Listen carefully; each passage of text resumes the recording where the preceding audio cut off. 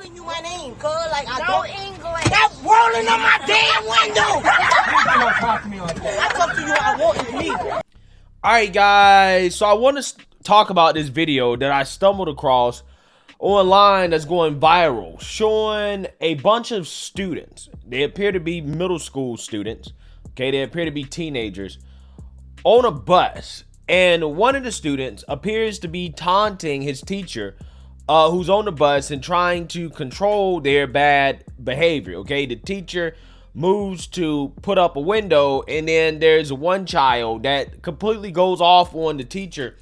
And I think that once again we have examples of behavior that really shows us that we have a parenting crisis in this country. And I think that that is really the root of a lot of the issues that we have in this country, is that we have parents that are either not raising their kids at all, they're not in their kids' lives, or they're raising their kids to act like this. Take a look. I'm telling you my name, cuz. Like, I don't English. Stop rolling on my damn window. Don't talk to me like that. I talk to you, I want you to leave. No, don't touch me, cuz. Look, I don't care. Don't talk to me like that. What you gonna do? You gonna write me up? You gonna send me to RMC? Man, I don't care. Just let him know if he touched me or something. I don't care. I'm a different type of breed. Like, who he think he is? It's me. It's me. It's Michael Borda, by the way. Michael Borda. Hey! Bitch ass nigga. Yeah, get off the bus. Open up my phone. Yeah! Keep walking. Keep walking. Yeah! Stop. Run. Yeah! Oh my God! Oh my God! Oh my God! Yeah, so somehow, some way, 9-10 years into the future, when this person is locked up in prison, they're gonna say it's the white man's fault, right? Somehow, some way, it was the white man's fault, and they will never, ever, ever point the blame at the household that this child is being raised in, because that is his future, right? That is his future. His future is criminal, okay? Thug, lawbreaker, okay? Because these are the type of behaviors that are shown in school of children who grow up to eventually become menaces to society, agents of chaos. Now, some people may think what I'm saying is harsh, but what I'm saying is true, right? When you have that much lack of respect for authority, okay, lack of respect for adults, that ultimately turns into a lack of respect for the law, because these kids believe that nobody can tell them anything. Nobody can tell this kid nothing. That teacher rolled up the window, okay, because that student was probably acting a fool, right? Rolled up the window. The student immediately told the teacher, stop rolling up my damn window. Stop rolling up my damn window. He gave the teacher a command. Now, if the teacher would have put his hands on the student, I would have looked the other way and said, hey, you know what? Maybe we should have corporal punishment back in school, right? I'm just saying. I'm not surprised that we're seeing a ton of videos nowadays where we have teachers getting in fights with these kids because these kids are out of control. They're out of control. I mean, just a few days ago, I did a video about a girl that maced her teacher because the teacher took a cell phone from her. Oh, Mace? Nah, Mace is crazy. Nah, Mace is crazy. Nah, she just faced it. Nah. Nah, I gotta go. Hold on.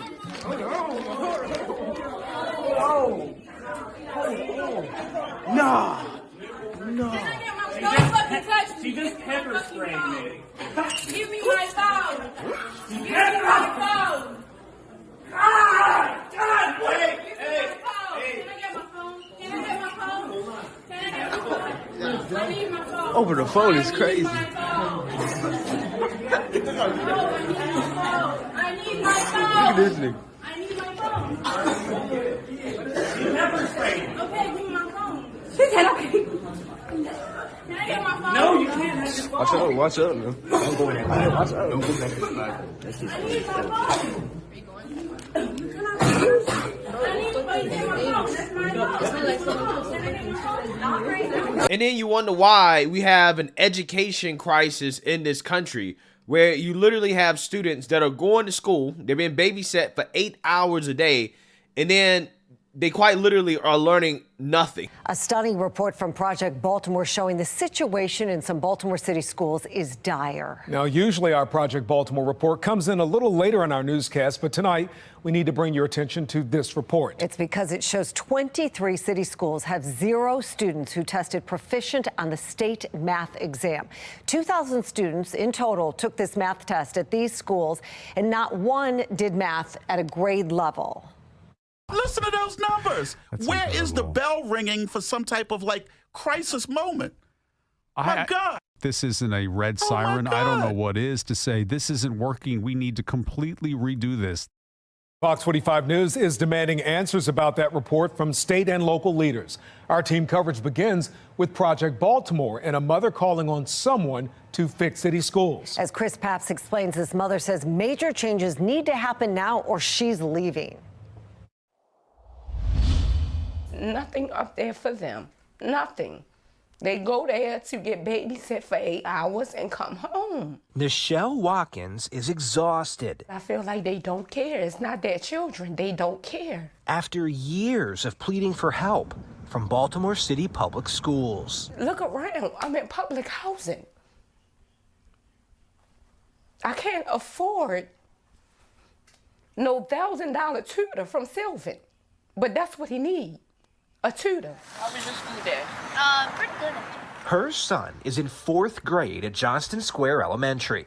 For years, she says she's been trying to get the school system to hold her son back, give him time to learn the material, instead of just pushing him through the grades. 5 months ago, in October, she even wrote Project Baltimore asking for help, saying her son is not getting the education he needs. He can't read. He's in the 4th grade. How is he supposed to be productive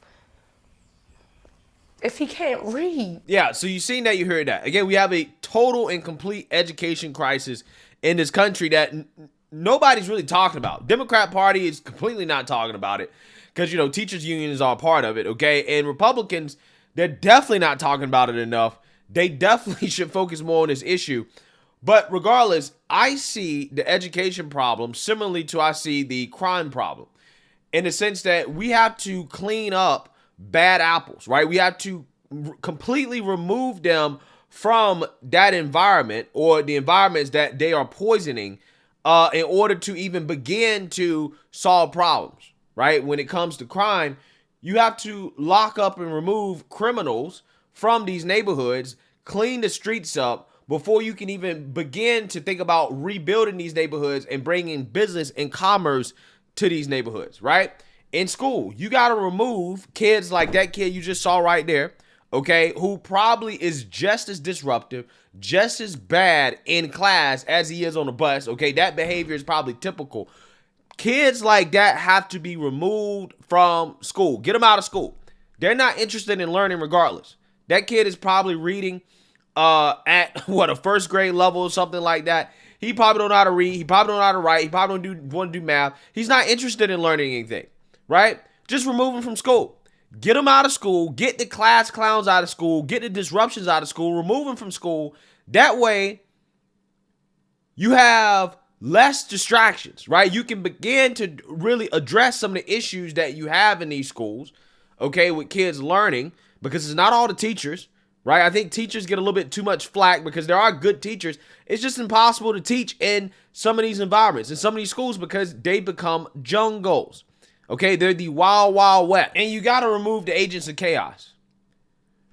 And you need to put the agents of chaos or the burden of educating these kids back on the parents, because the parents, again, have failed in their responsibilities of raising their child in a way in which they have respect for authority and adults and not to act like this at school in the first place. If they can't raise their child correctly, then again, just force their child to be at home. That way, hey, the parents got to pay the price for it, right? You got to pay the price for it. Your child can't come to school and act right. They want to be disruptions. They want to, disrespect teachers like this. Some of these kids are just flat out violent, right? They're assaulting teachers, fighting teachers. All right, cool. Well, they're just not allowed to come to school. You got to educate them. So now they got to have money come out of their pocket. The parents got to have money come out of their pocket to now babysit or to educate their kid. Because again, regardless, they're not getting educated regardless, right? Again, the chances of that kid actually getting a quality education is slim to none. Don't matter, right? He's a lost cause. Sometimes you got to just accept. Some of these kids are lost cause because the parents haven't raised them right. And if the parents haven't raised them right, there's literally nothing you can do for them, right? The parents had the first 5 to 10 years of the child's life to get them right. They couldn't do it. Some of these kids are lost, right? You got to just cut your losses, right? Cut your losses and focus on the kids that are there that actually want to learn. Focus on rewarding the teachers that are actually performing. School choice. Okay?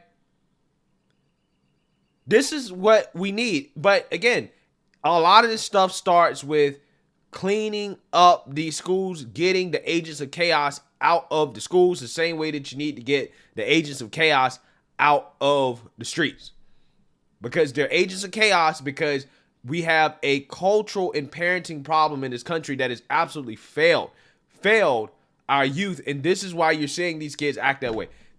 That child only acts that way because he's been raised to act that way, and he's not being punished. He's not being told that you need to have respect for authority. Zero respect for authority. And he probably don't even respect his own parents. No father in the house whatsoever. And that's what you get. That's what you get. There's no doubt in my mind. He has no man in the house to show him that he's supposed to respect authority. Because otherwise, you would never see something like that. Let me know what you guys think. Make sure you like, comment, and subscribe. Most importantly, share a Black conservative perspective. Peace.